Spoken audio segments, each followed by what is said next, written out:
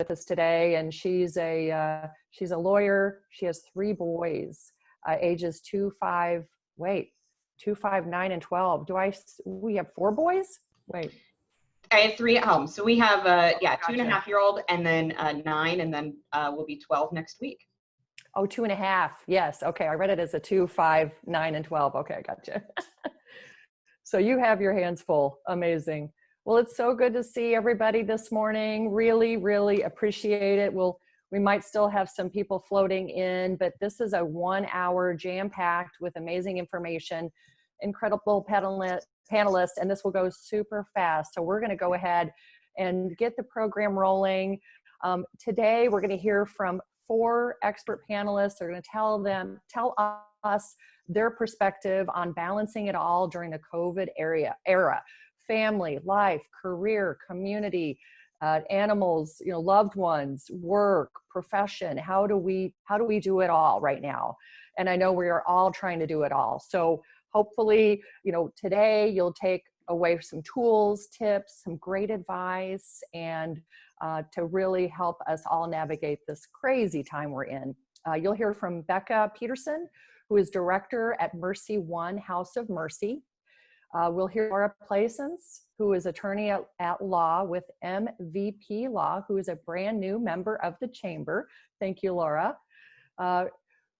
Breanna Young, who is supervisor at MercyOne Psychiatry Residency Clinic, and AmyZ Ziegenhorn, who is owner of AmyZ Therapy Services.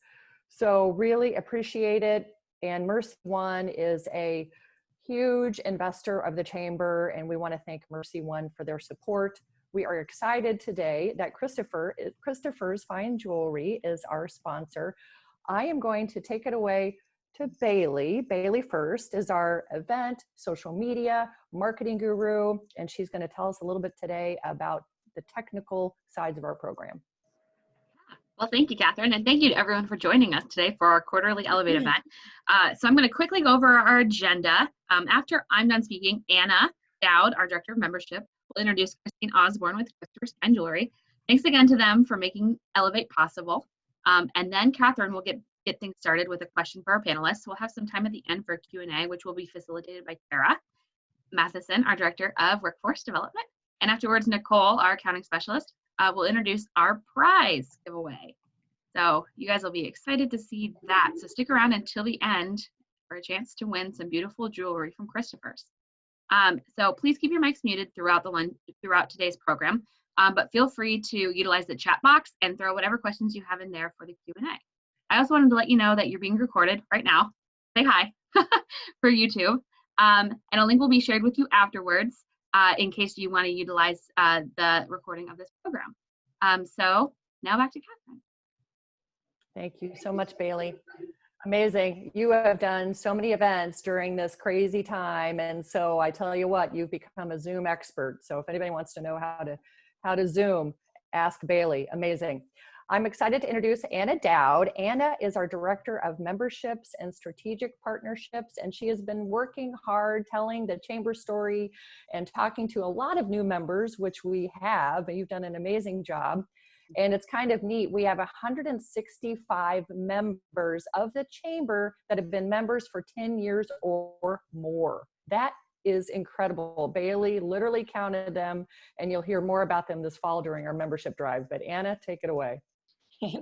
Thanks so much, Catherine. And again, a huge thank you to our sponsor, Christopher's. And Christine, thank you so much for being here with us today. You know, it's businesses like yours that help make these kind of programs possible. So, you know, thank you for your support of the Chamber and the entire West Des Moines community. So with that, I will pass the virtual mic over to Christine. Awesome, thank you. Hello, everyone. And yeah, we are really excited to sponsor and be here today.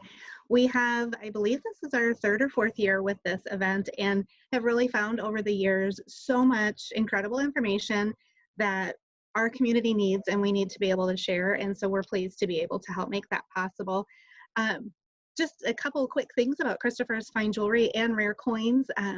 So in my role as the general manager, I manage the umbrella of the business, and I'm in the coin department today, which is kind of fun. So doing this from there, and then I've got Carly, our sales manager, waving from the jewelry department, is joining us as well. And we are so excited to be in the West Des Moines community. The opportunity that we had to be able to grow our business and move into the West Des Moines community last year was just really something that we're looking forward to growing in that community, and have seen so many great partnerships with other businesses and clients coming. So if you've not had an opportunity to visit our new store, we are on Jordan Creek Parkway, across the street from the mall, and we say behind Giordano's Pizza, because who doesn't love pizza? We eat lots of Giordano's pizza. So we would love to host you in the store. Currently, for everyone's safety, we are offering private appointments. So our team has the opportunity to clean in between each and every person that comes in, so we can be as safe as possible. And we have heard some great feedback from some of our clients that said, I love having an appointment time that we can come in. Our team has the opportunity to really kind of pre-shop for you or be ready, and know that when you can come in your busy schedule, that we are ready for you, and have had some really great fun opportunities, engagements, anniversaries, birthdays. Life is still going on. You know, we still are having birthdays and anniversaries. We're really pleased yesterday to be able to help a gentleman with a significant anniversary. And his bride will be receiving some lovely diamond earrings this evening at dinner. So we're excited to be able to do those things and still help our community. So love to see you in the store. And like Bailey said, stick around, and we've got a really pretty piece to give away to one of you today at the end. Thanks, Catherine.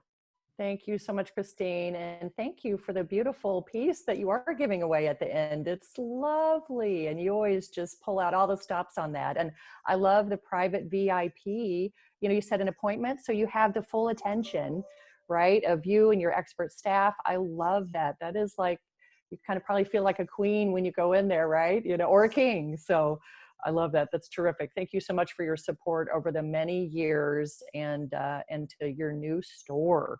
It's a beautiful location, absolutely stunning. Well, we are going to get started on our topic today. We have a lot to cover, and want to have some time for questions in the end as well, because I'm sure you have a lot of questions too for our amazing panelists today. So, you know, this event is coming at such a significant time in our history, and we all have a lot going on in our lives, and you know, more than ever, because we're juggling it all. And there's an interesting study, very recent study from Washington University in St. Louis. They found that during this time, moms are working dramatically fewer hours than dads right now. And this is because of the coronavirus pandemic. And what that means is this can have dramatic long-term consequences for women in the labor force. It'll hurt their participation, promotions, and earnings. So that is critical. The study goes to say that moms have reduced their work hours at work up to 5 times more than dads. So that's a lot of time that they're losing at the workplace right now. What this means is it really further widens the gender gap in work hours by as much as 50%. And this will likely lead women to leave the workforce in droves, according to Caitlin Collins, who is a sociologist at Washington University, and she helped to co-author this study. You can read more about this at thelily.com if you want to read a little bit more about this study. So what I thought is we would talk about that, what that means that women are not working the hours. And of course, that's because they are juggling it all right now. They have kids next to them. You know, there's a lot to juggle with working from home. Some are in the office, but then daycare, you know, there might be that daycare providers that's not there. We are on the brink of going to school. Governor Reynolds just did an impromptu meeting. I don't know if anybody caught that, but she just did a live meeting further addressing schools being open here in a couple of weeks. What that means, of course, being as safe as possible for the communities that the governor serves, which is all of Iowa, of course. So let's hear from our panelists and hear some perspective around this study, any advice that you can impart, And I'd like to start it off with Becca Peterson, who is director with MercyOne, House of Mercy. And we really appreciate your perspective, Becca. Thank you. Hi, thank you. Yeah, I'd be glad to start. As Catherine mentioned, I'm director of MercyOne House of Mercy. We provide substance use disorder treatment and mental health services here in Des Moines, and we also have offices in Newton and Indianola. And I'm a licensed mental health counselor as well. And so when we think about this topic of balancing it all during the COVID era, I wanted to provide a wellness checklist that I use with many of my clients that really helps take a look at yourself holistically and look at the different areas in your life. And we just use a simple scale. So it's from a 0 to a 10. And in each area, you would rate yourself, okay, 0 being this area is not going well. And then in some of the other areas, you maybe are doing well, and then that would be closer to a 10 and everywhere in between. And so you can use this scale to look at those areas that aren't going well and to celebrate the areas that really are going well and give yourself that pat on the back. But one of the areas that we look at in this checklist is called purpose. And so as we're talking about balancing it all and work, it's also a great time to reevaluate your purpose and take time now. If work is part of your purpose, which for many of us it is, you can take time to reflect and see, are there adjustments that need to be made? It might be a perfect time to work on a resume, to do some research if you're considering a career change. I do a lot of hiring of both clinical and administrative staff. And I've actually been really inspired and pleased to see the number of women coming in having a career change at this time and saying, you know, this, for whatever reason, some people, you know, have been laid off, and some people chose on their own during this time to switch careers. And it's just a really good feeling to think about. You can use this time for good, even though it is also a scary and anxiety-provoking time. So that's one tool that I'd be happy to share, and we can email out if that works, to just send it through email. And then the other idea that I wanted to share today, I also do child-parent psychotherapy. So what that is working with very young children in more of a play therapy modality with a parent or caregiver. But through that, we talk a lot about how COVID is impacting children, and how we as parents or caregivers or the adults in the children's lives need to talk to them about what's going on. And for those children who aren't old enough to talk, you can play. So you can play with your children and help them kind of understand the masks, understand why they're socially distancing, why they're having to learn online or not going to daycare. And so number one, taking care of ourselves through the mental health checklist, through looking at those areas that you need to focus on to maybe be well yourself. And then we can help our children kind of learn to cope as well. So those are the two things I wanted to share today. Thank you so much, Becca. I really appreciate it. We would love that tool, talking about purpose. And you're right, you know, there's some positive things that have come from this. So it might be a work change, a career change. It might have been an aha moment where you're like, okay, I'm going to take this time to retool, get a different job, you know, really find something that I'm truly passionate about. And I take a time to reflect. I love that. You know, this is a really critical time to take, you know, time to reflect. And using this time for good. Really appreciate what you do, your child parent therapy. Gosh, talk about what's going on, be open, be authentic about that. And so they do understand the masks and why they can't be with their friends and why they can't do certain things. So thank you so much, Becca. I really appreciate your insights. Amy, we would love to hear your insights. And Amy Ziegenhorn is owner of AmyZ Therapy Services. I said it well in the intro, I think. So thank you, Amy. You did just fine. I'm Amy Ziegenhorn, and I am a licensed mental health therapist here in town. I have been a therapist for about 7 years and spent about 20 years helping children and families as well. I recently opened my own practice. It's called AmyZ Therapy Services, and the website is exactly that, amyztherapyservices.com. So check out that. I appreciate being asked to present today, and I do have some things that I wanted to share.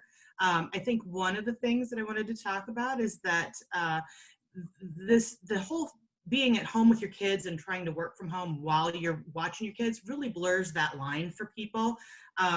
Usually you have that relief that kind of comes when you drop your kids off at school or when you watch them walk out the door, and then you get to go do your job for 8 hours. And now that's all kind of moved together in this time of COVID. And so I think that creates its own bit of problems because we want to be able to do everything. And when all the lines are blurred, it makes it really hard to do well at anything. And one of the thoughts that I had about how to help with that is to do a lot of planning. And that sounds like it's a lot of work on the front end, but I think that some of that work is really gonna pay off, because if you can plan meals, lunches, build up really easy lunches that you can throw at your kids, and then sit down and check in with them during lunch to make sure that everything's going okay. Building a schedule, because we all had schedules, and our schedules were all pretty predictable. And that's very comforting. We like to be able to know what's happening. It also propels us through our day. It gives us motivation to keep going. And at spring break, that all kind of went away. And so having a schedule that is set up so your kids know what to expect during their day, so they know when you are available and when you're not, and what things they can and can't do, and when they can be on the video games and when they can be on the computer and when they need to be doing something else. And that kind of thing can really help bring some organization to the day and divert them from you a little bit so that you can focus on your job and they can do the things that they need to do. I think that with that study, one of the things that study talks about is that, just the partnership. And when there's a partner in the home, trying to have good communication so that that there's an understanding of who's going to do what when. And I kind of thought about it as just sort of family huddles where you discuss, okay, here's what we're going to do. Here's what it's going to look like tomorrow. Here's when you can go to me. Here's when you can go to my partner, and kind of have it clear so the kids know who their resource people are when. Give everybody in the family a responsibility, because everybody in the family has a responsibility to get through the day. And for the littles, that might just be tell somebody when you have to go potty. That's your responsibility. But everybody should have something that they're in charge of, so that they feel like they are a part of all of this. And I think that schedule piece just cannot be overlooked, because it really does build up that predictability piece for people. I also wanted to talk a little bit about something I read. Yale Medicine had a really cool article that talked about a way to manage, because we're going to all be going back to school. And most of the districts look like they're going to be doing some form of on-site and online school. And that's going to create its own problems, because you have to work and somebody has to watch the kids, because whether they're elementary or secondary age, there's a whole lot more distractions at home than there are in the classroom.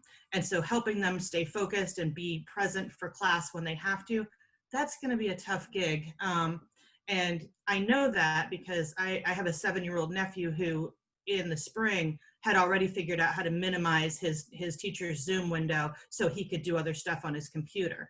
So that it's going to require a lot of help to get them on track. So one of the things this Yale Medicine article talked about was utilizing your other resource people. We are all social distancing. We're not doing lots of stuff together, However, most of us have figured out how to use FaceTime or Duo or one of the other video call platforms. And if you've got grandparents that are retired, or if you've got family friends who aren't working, and whether they're retired or laid off or whatever, if you can engage them and let them know, here's when the kids are going to be in class, here's when I'm going to need you, and just have them be on a call kind of next to your kid while they're doing their classwork.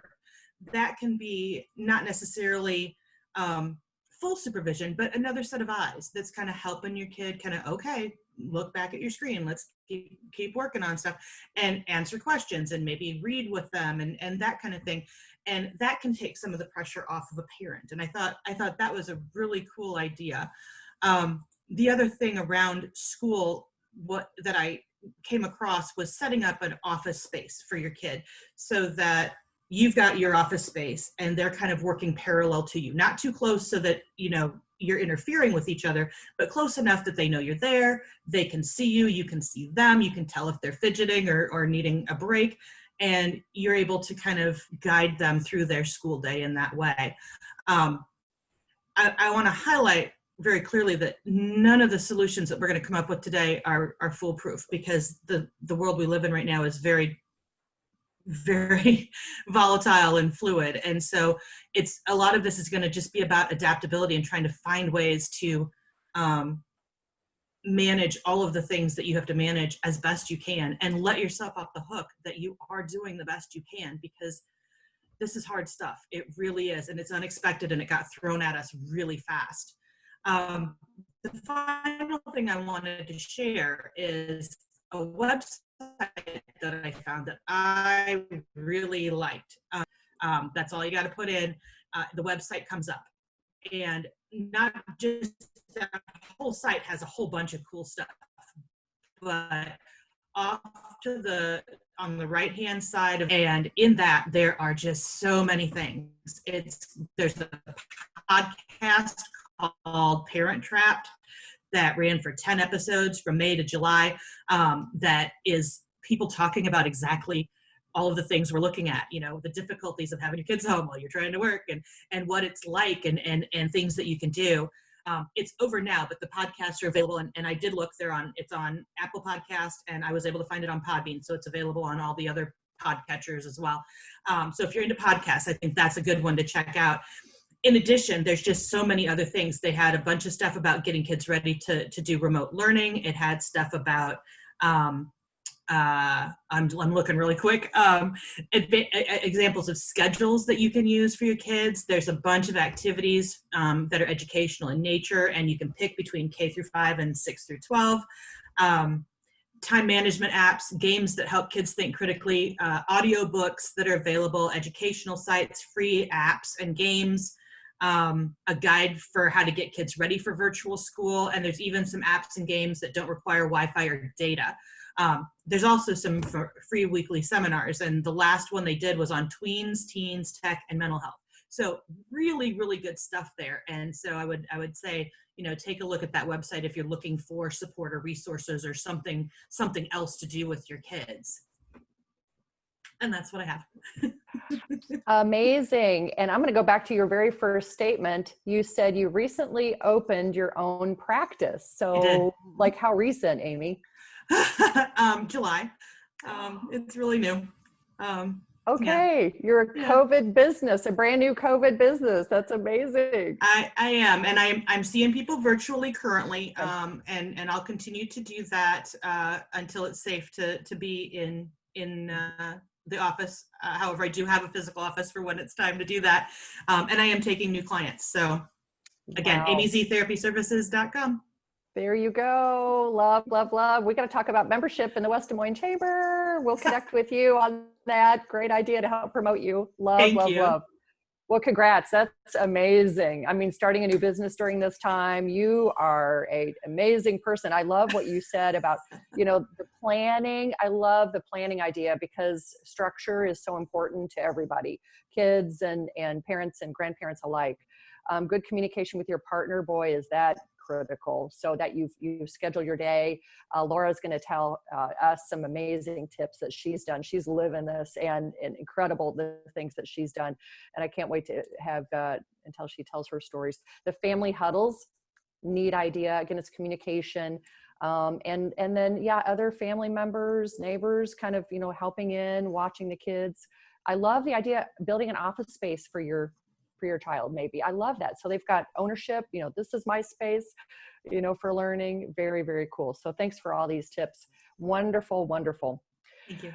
All right. So very excited to, let's see here. And Becca, you've already talked, didn't you? So I might have reversed this. Breanna, excellent. Okay, I've got my papers mixed up a little bit. Breanna, we're so excited to learn from you. Breanna is supervisor at MercyOne Psychiatry Residency Clinic. So Breanna, thank you so much. Yeah, thank you very much. We're really excited. Like she said, I'm over at the Psychiatry Residency Clinic. We're a new full-time clinic here at the MercyOne Hospital that's opened up. We're serving MercyOne patients, getting them quick and convenient care while participating in the learning process for our psychiatry residency program. And so we engage in traditional and non-traditional medication practices. We do transcranial magnetic stimulation, which is a form of daily treatment for treatment-resistant depression. So we got a lot of exciting things. I know Becca talked a little bit about House of Mercy over there. We have a lot of exciting things going on at MercyOne right now, and I'm super excited to be able to take a little bit of time out of my day and share with you and participate with the women and the men that joined us today and share a little bit more. So thank you. What I want to talk about today is a little bit it's a little less directive than my colleagues here on the call have participated in, and a little more directed towards informational. But we recently here at the clinic started a group of kind of women psychiatric professionals, and we were really excited. Actually, one of our residents worked with an attending doctor and decided to start this to help provide some support for women in the field, especially during the COVID times, but just in general, residency programs take a toll on family life just as much as just a day-to-day profession as well. And so one of our residents shared an article with us during this meeting, and it was super profound. Given the place and time where we were at and the professionals we had in front of us. But it was published by mindbodygreen.com, and it talks about the invisible labor falling on women's shoulders right now. And that invisible labor is defined as labor involving managing a household and family. So even in the most progressive households, a lot of these folks are splitting their chores evenly, splitting bills evenly. You do the dishes, I'll do the outside work. That's a little more of a traditional role, but I'll do the dishes Monday, Wednesday, Friday. You do it Tuesday, Thursday, Saturday. Maybe we just leave them pile up on Sunday and see what happens. But they're trying to split these roles a little bit more evenly.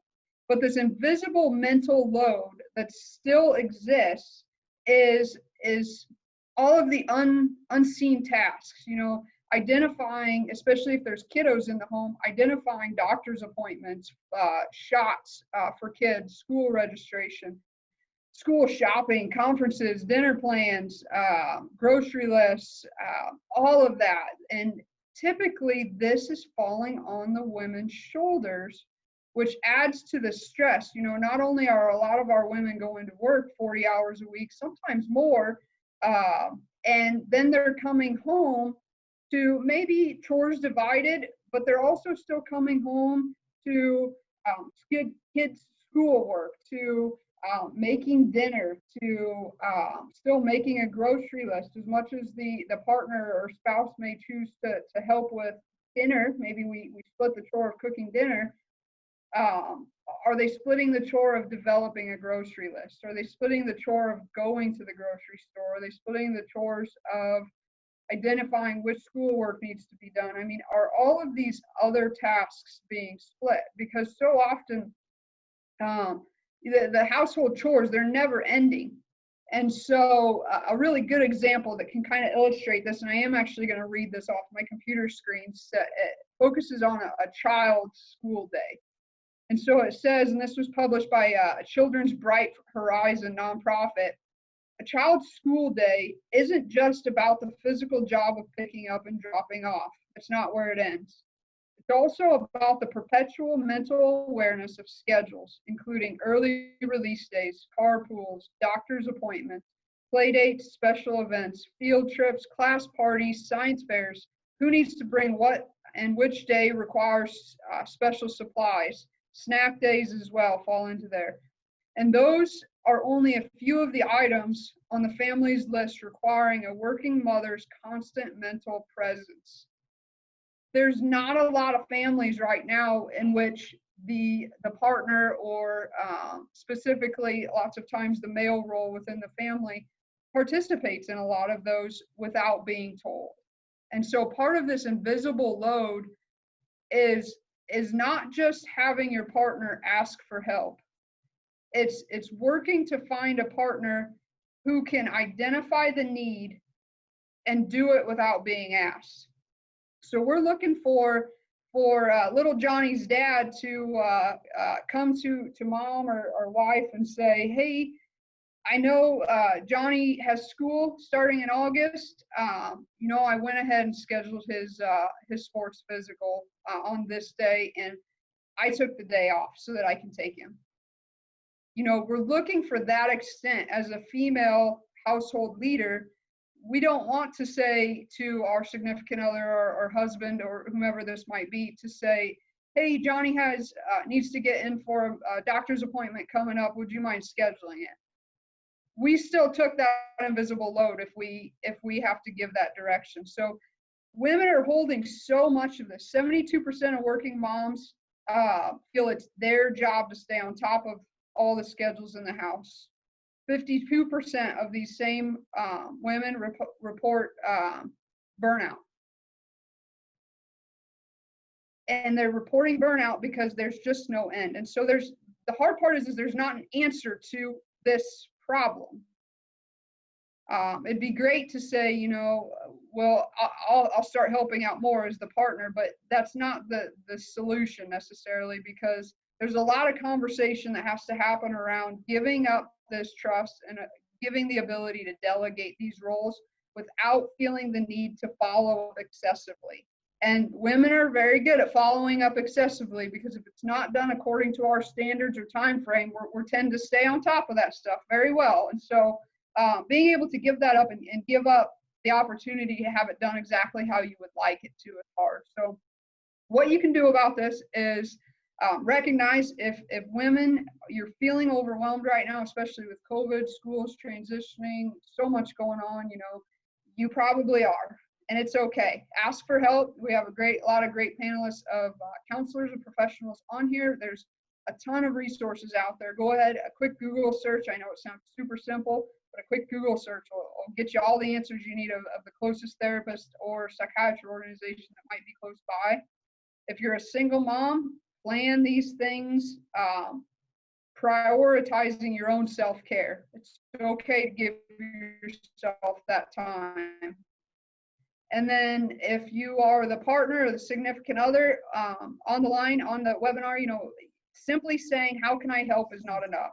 It has to go deeper than that. You have to have a more thorough conversation to help come up with a plan of how we can help reduce this mental load that's being placed on the women and the household leaders of the home. So keep talking, keep communicating about it. It will take time, but with recognition and support, I do believe that households can continue to grow and become more and more equal, hopefully lessening this employment and wage gap that may ensue here shortly. Well, Breanna, that's eye-opening. I've never heard of this invisible mental load. I've never heard of that. I mean, has anybody else heard of that before? Okay, Karen has. Karen raised her hand. That is amazing. And so interesting. And I think it's just, you know, educating people about this, right? Men, women, your partners, and understanding, okay, this is a thing. This is literally something that women feel, and it's all those extra activities. And it would be wonderful to have a partner that just says, is proactive. Yeah, Breanna, amazing. That is so interesting. And is that the website you referred to in the very beginning? Was that website mindbodygreen.com? Is that what you said, Breanna? Yes, correct. Okay. Okay, good. Maybe we'll include that in our resources so everybody can have an email with all these amazing resources as we follow up. Bailey does an amazing job at that. How new is the clinic there? You said it's new, and how new is it there at MercyOne? Yeah, so we've been ramping up since January of this year. Our residents, there's been 4 of them, have been working with emergency room and mental health inpatient discharges a half a day a week. And then July 1st, we opened up to 5 days a week, and we have 4 residents and 2 attendings that are seeing folks every day. So fairly new here in the last month and a handful of weeks, 6 weeks or so. The timing couldn't have been better. Yes. It's like MercyOne just knew that this service was going to be needed this year, right? Yes. Oh my gosh, Phil Harrop leads the Mercy West campus, and Phil is amazing. I just spoke to him the other day. We're going to be doing a CEO Insights with Phil, but what a wonderful, wonderful clinic that you have there, and so needed right now. Thanks, Breanna. That was so interesting.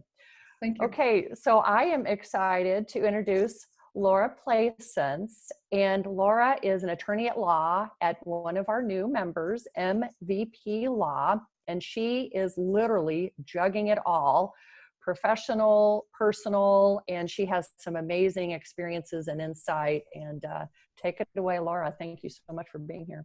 Yeah, thanks, Catherine. Thank you, and for the Chamber for having me and putting on this event. I don't know how much of an expert I am. I've actually been really pleased listening to Becca and Amy and Breanna to hear that some of the things our family has been doing we're right on track, because we kind of feel like we're winging it over here. I think everybody feels that way. But the things that I kind of wanted to focus on today that we try to do as a family to kind of keep things running, but also that translate into our professional lives, are just kind of 4 key words, and it's flexibility, communication, resilience, and perspective. And the flexibility and resilience we kind of stole from our kids' elementary school, and the lessons that their school day revolve around, and really trying to teach these kids how to function as adults and deal with things like a pandemic, and not let them completely disrupt your life. And so, in terms of flexibility, my husband and I are both professionals. We both have pretty demanding careers. They don't stop. They are not 8 to 5 jobs, even in normal times. They are not a leave at the office job. And we have 3 kids at home. We also run a local nonprofit organization that we founded 4 years ago in honor of our late son. And so we're very involved in our local community in Waukee. And so flexibility has kind of always been a huge part of our lives. Our days are never the same. And so then knowing our days are never going to be the same, we do the best we can to look ahead and to try to anticipate the roadblocks that we're going to approach. And so with respect to COVID, we actually had a family trip planned to go to Boston in April. And so we had been following what was going on the East Coast in the news with respect to COVID. And watching how everything was developing out there helped us plan ahead for what was going to happen here eventually. And so when school got canceled during spring break, we immediately looked to Boston, where we had hoped to go in April. And we said, look, Boston's already close their schools for the rest of the school year. This is going to happen here. And in that moment, he and I sat down and figured out, how are we going to handle this in the event this happens here? And we sat down with our 2 oldest kids, who at the time were 5th grade and 3rd grade, and we said, here's what's happened in Boston. You watch the news, you know what's going on, and we're going to have to adjust. And so that transitions into the communication part of our family. We operate as a team of 5, and we communicate as a team of 5. And everybody has a role. Everybody is part of the house, and that happens during normal circumstances, and it has not changed during COVID. And so keeping our kids informed in an age-appropriate way, and involved in the decisions that we're making as a family, and involved in the changes that we have to make as a family has been really important, especially as their lives continue to get turned upside down. We've taken a very conservative approach. I'm a workers' compensation defense attorney, so my daily job is in risk management, and which translates pretty well to trying to operate through a pandemic. And so I've taken those skills to just manage our family's risk. And we are unwilling to take a significant amount of risk. And the primary reason for that is because our family operates as a 5-person team. No one can go down. So if one goes down, we all go down. And so we've been very conservative in our approach to COVID, and we've continued to keep ourselves pretty well contained within our house.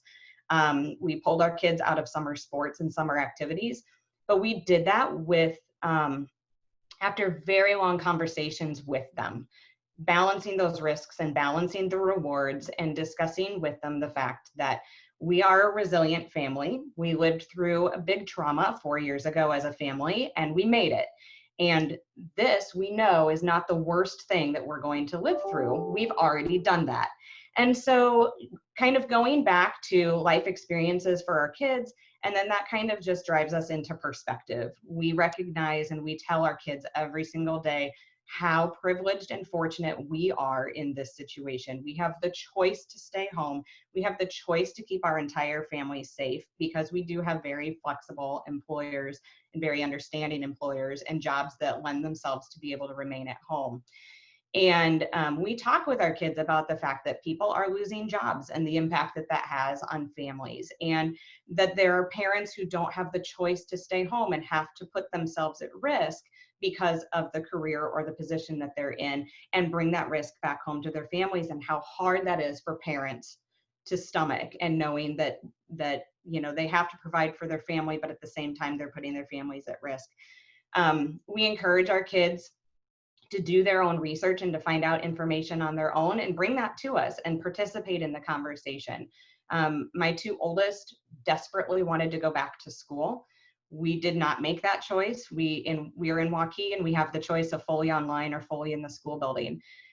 One of the reasons we chose fully online is because we're using that, you know, the prediction into the future. And our prediction is based on how things are going in the rest of the country. We think, and hopefully we're wrong, but we think maybe schools are probably going to be 100% online at some point during this semester anyway. I hope that doesn't happen. But for us, the consistency of being able to set up that routine and that schedule from day one at the very beginning of the semester was very valuable to us, and know that that's how they're going to operate for the whole semester. They have a classroom set up in the basement. We let them be involved in the setup of that, selecting some new furniture, selecting some new artwork, and really tried to set it up as a classroom for them. So we're, you know, it's just using that flexibility in the communication, and just reminding them of, you know, we are privileged. We do have a space in our home where you can dedicate yourselves to school while mom and dad are upstairs dedicating themselves to work. Having a toddler in the mix is kind of a wrench in the wheel, and he's been in and out of daycare. And again, it's a risk balancing situation, and we just adjust and we plan for it. What are we going to do if we have to pull him out? What are we going to do if there's an outbreak in his daycare? And we have plans in place. We have a little whiteboard. My husband and I have been sharing an office since March, and we have a whiteboard where we each put our appointments on there every week, so that he knew that I had this today, and he took his laptop upstairs to the bedroom, and that's where he's working right now. And so, you know, again, it's constant communication, that's really how we're operating. I don't know that there's really any like big tips or tricks or secrets to it. It's just, I think everybody who's on here who is a working parent probably has been operating this way outside of the pandemic, and it's just shifted into their house. So my kids have been in daycare since they were 8 or 9 weeks old, each of them. And so they've been on a schedule. Their entire lives has been a schedule. So as soon as things shifted in the spring, we just set up a board in the dining room. We've shifted everything out there that they were going to need. We set up a board. We said, here's your schedule. Mom and dad will be in the office. And we checked in on them. And so they know what the expectations are. We put a lot of responsibility on them. We give them a lot of free time and a lot of freedom on the weekends to really kind of choose what we're going to do as a family. But they know that during the week, their responsibility is school and to manage themselves. They have household chores. They have a list of them. They know they've got to do them in the mornings. And, you know, I think they're operating much better in all of this, despite the fact that they can't be around their friends.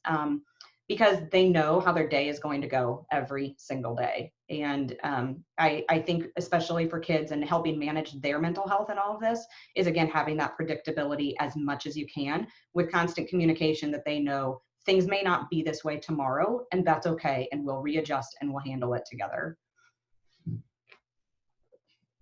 Wow, Laura, amazing. I love your four pillars. It's like you have a mission statement for your family. I love that. You know, your flexibility, communication, resilience, perspective, and those are 4 key pillars that you guys run the family with. And I think that's so amazing. And it comes back to what we've been talking about, planning and the kids understanding what the schedule is, expectations, communication with your partner.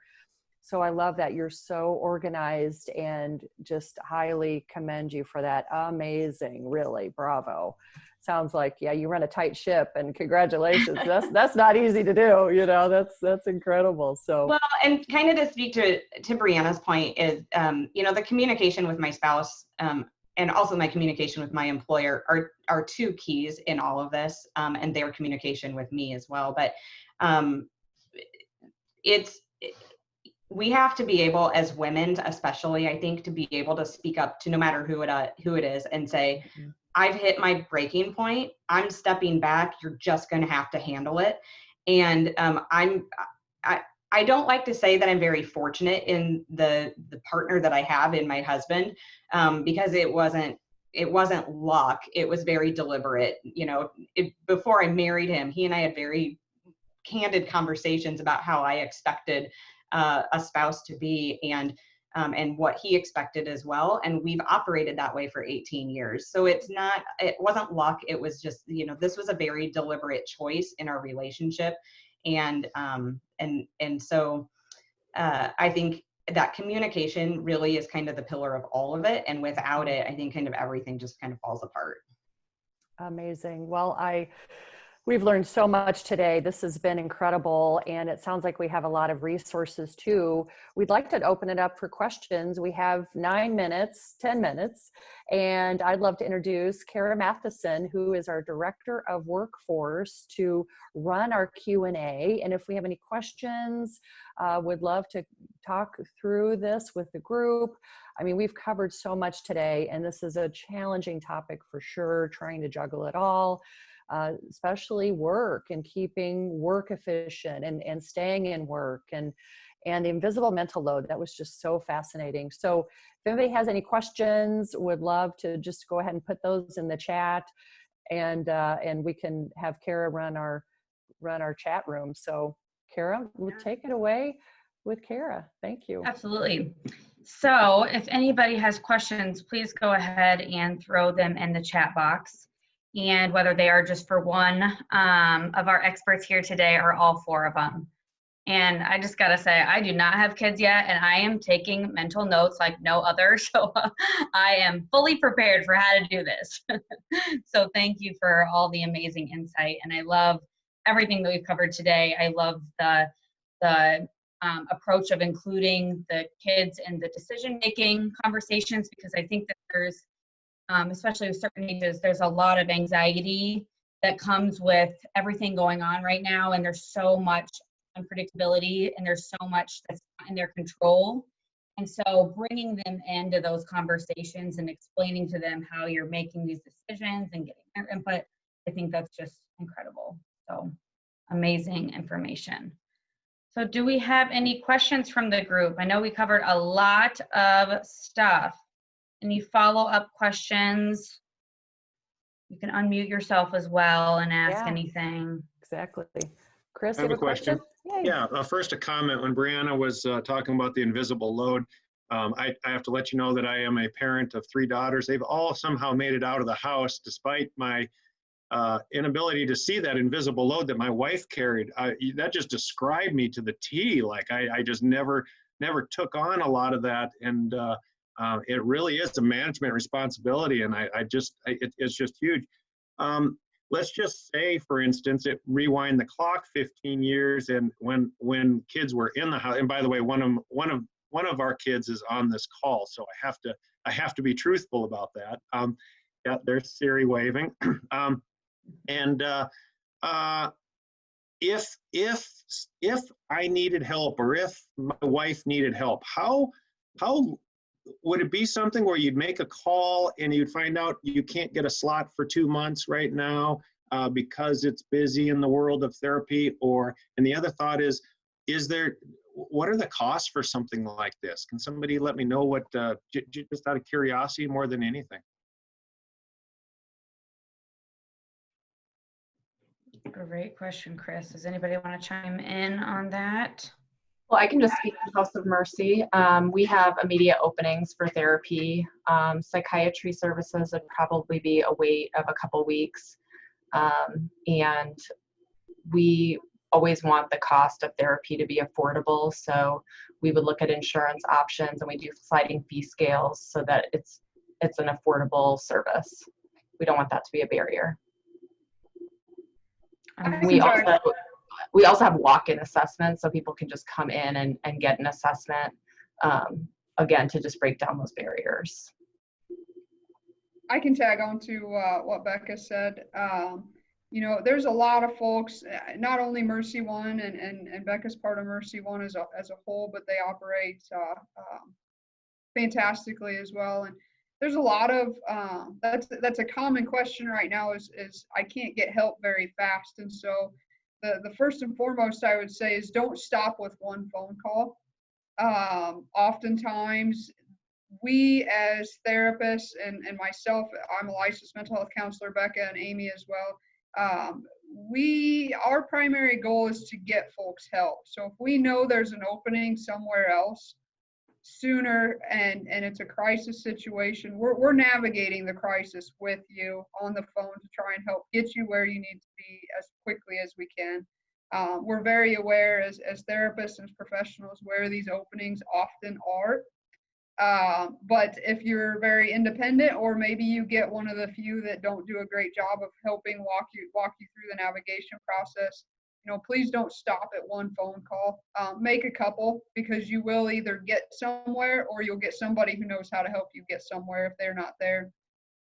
As far as costs, you know, Becca's right on. There's a lot of organizations that do sliding fees, accept insurance. Some therapists are a little more particular with which insurances they accept or private pay or not. I'm fairly well versed in the insurance world to say that Blue Cross Blue Shield and United Healthcare are one of the 2 largest organizations in the state of Iowa, and they cover it quite well. If you are insured under them, typically we see costs averaging or less than $30 of a co-payment. Medicaid, Iowa Medicaid programs, including Iowa Total Care and AmeriGroup, both offer psychiatric care and therapy free of charge to that individual.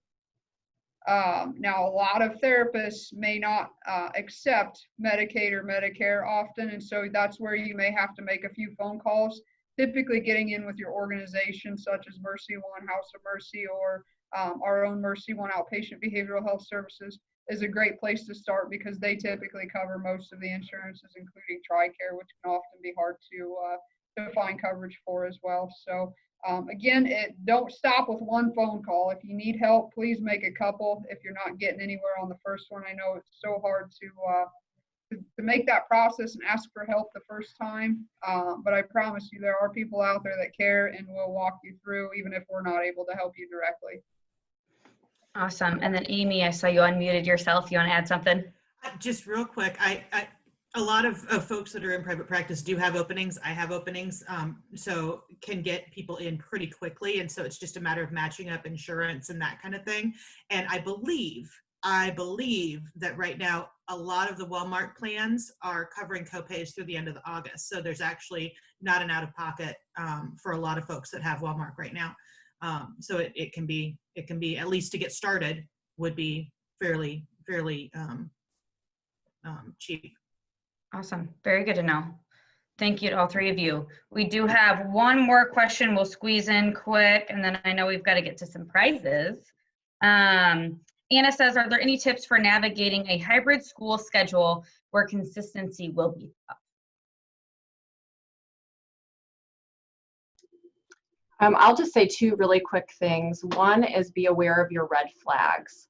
So those are the those trigger points that are going to put pressure on your family, either for yourself or your children. For children, a lot of times it's transitions. So the more we can prepare and plan for those transitions, we can minimize the stress that would be putting pressure on the family. Awesome. Thank you. I would just say, I mean, as a mom, one, we were grateful that this was not what Waukee went with in terms of what their plan was, but we did discuss it because it was on the table at one point. And we had discussed, if you have the ability, if there are two parents in the household, to talk with your employers, be very open and honest with them, and see if you can adjust your work schedules so that there is a parent available to help navigate that constant change in the schedule for your kids. Also, we're doing this with our kids now because although we're not navigating a hybrid schedule, they are going to be responsible for getting themselves online and offline at the appropriate times, and they are 9 and 12, and that's a lot of responsibility for them. Attendance will be taken, and so we've already talked with them that the night before, each day we'll go through, we'll sit down for 15 minutes each night and go through, here's your schedule for tomorrow. And your schedule for tomorrow isn't just while you're in school, but your schedule for tomorrow is the 3 hours when you're done with school, but our workday hasn't quite ended yet. And you have to keep yourself busy and entertained and keep yourself on a schedule. And so I think that would translate to a hybrid school as well, because they're still going to be on a schedule. That schedule is just going to change every day. And so in terms of the kids, I think making sure that they know ahead of time where they're supposed to be and when, and just continually reinforcing that to them, I think would be helpful. I think in our situation, our kids would respond well to that. And in terms of balancing it with work, if you have the ability to adjust your work schedule so that you can be there to help with those transitions, or engage your spouse if there is another adult in the house, or team up with another family. So we're doing online school. We're pretty self-quarantined, but we've teamed up with another family who's kind of following all the same social distancing guidelines that are close friends with our kids. And we're going to kind of team up for school so that as the parents can kind of help remind all of the kids and not just their own kids. And so if you have another family that you can kind of team up with to help you out in that situation, kids oftentimes operate under herd mentality. So if they see a friend doing it, they may be more likely to jump in and be engaged as well. Absolutely. Those are great questions, and thank you for the additional insight. I think that's all the questions that we had in the chat box. So I will send it back on over to you, Catherine. Thanks, everyone. Thank you so much, Kara. I am now excited to introduce Nicole Langmaid, and Nicole handles our operations and accounting for the Chamber, and she's going to help us with our beautiful drawing today from our amazing sponsor. Thank you.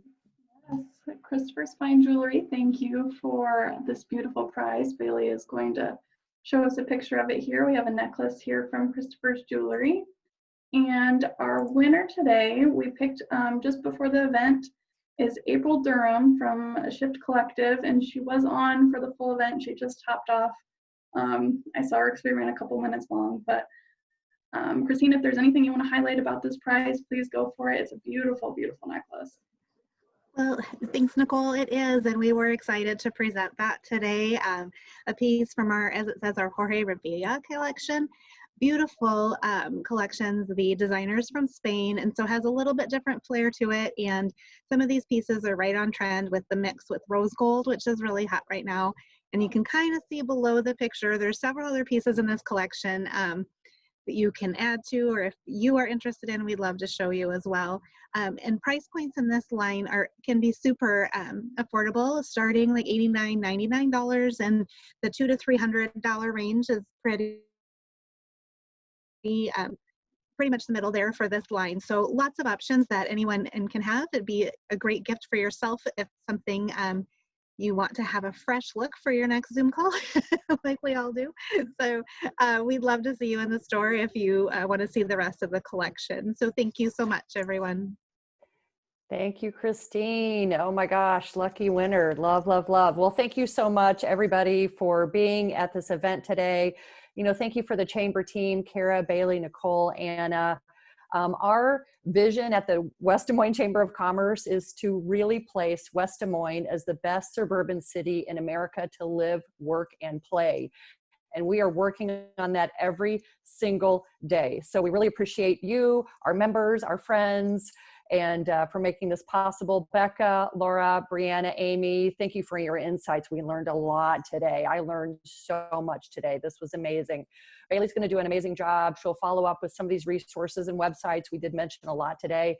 So happy to have Chris Nelson, our board chair, on the line with us today, and some other men. That's fabulous. You know, the more we educate our entire population on some of these very, very valuable issues, the more it's going to make us all stronger. And Siri, so neat that Chris's daughter Siri could join us today too. So thank you to everybody. Thank you for your time. Stay safe out there, and enjoy the rest of your West Des Moines day. Thank you. And if anyone is interested, we do have another event coming up. We have Mentoring for Women at the end of this month. I'll send details about it, but it's a great event. We've got about 15 awesome mentors that you'll get some one-on-one time with. So again, I'll send more details about that in the follow-up, but just wanted to make everyone aware of that. Thank you, Bailey. Thank you. Have a great day, everybody.